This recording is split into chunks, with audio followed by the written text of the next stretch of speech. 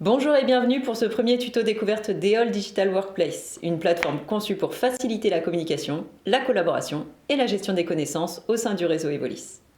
Avec plus de 5000 contenus actualisés et référencés, EOL est une source d'information privilégiée pour tous nos adhérents.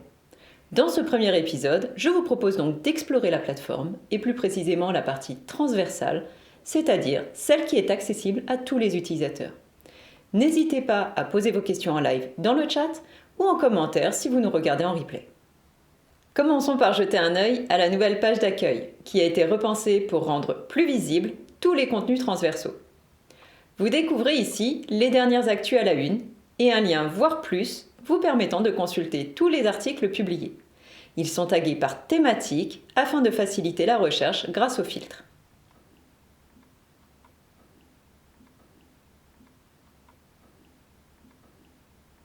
Juste au-dessous des actus, les prochains événements auxquels vous êtes invités à participer sont repris sous la forme d'une frise chronologique. Vous pouvez ainsi facilement accéder au descriptif de chaque événement et vous y inscrire le cas échéant.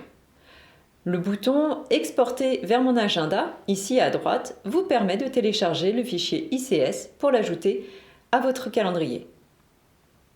Un peu plus bas sur la page d'accueil apparaissent les nouvelles applications déployées par Evolis. Les appels à projets, qu'ils soient créés ou simplement relayés par Evolis, avec la possibilité de candidater en ligne.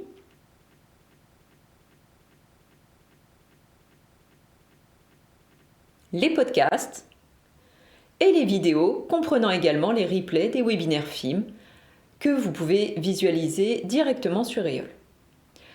Pour finir, vous retrouvez en bas de la page d'accueil les communautés dont vous êtes membre.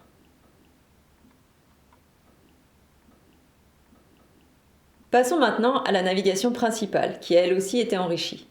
À côté des liens vers les principaux espaces collaboratifs, vous remarquez un nouveau menu Burger, ici à gauche. Celui-ci vous permet d'accéder à tous les contenus de la plateforme, à tout moment de votre navigation sur EOL. Je vois qu'il y a des questions dans le chat, je vais donc y répondre. Concernant l'onglet Partenaires Business, tout d'abord, que vous retrouvez ici dans la navigation principale, il rassemble différents experts recommandés par Evolis et ses adhérents dans des domaines complémentaires à ceux de votre organisation.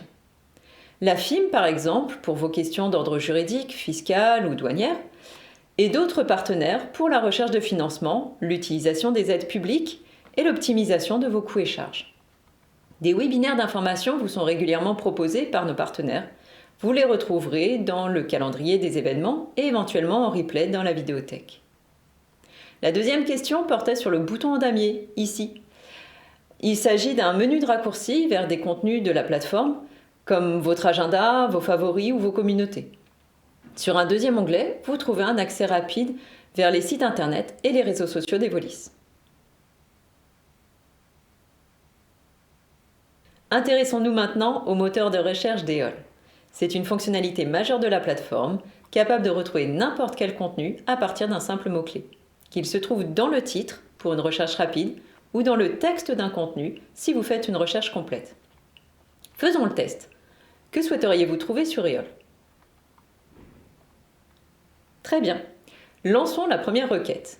Je saisis le début d'un mot ou une suite de mots sans cliquer sur la touche Entrée de mon clavier. Immédiatement, la recherche rapide me propose une série de résultats.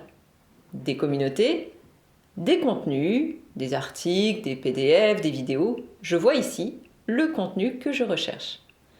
Il y a aussi des contacts en lien avec le mot-clé que j'ai choisi.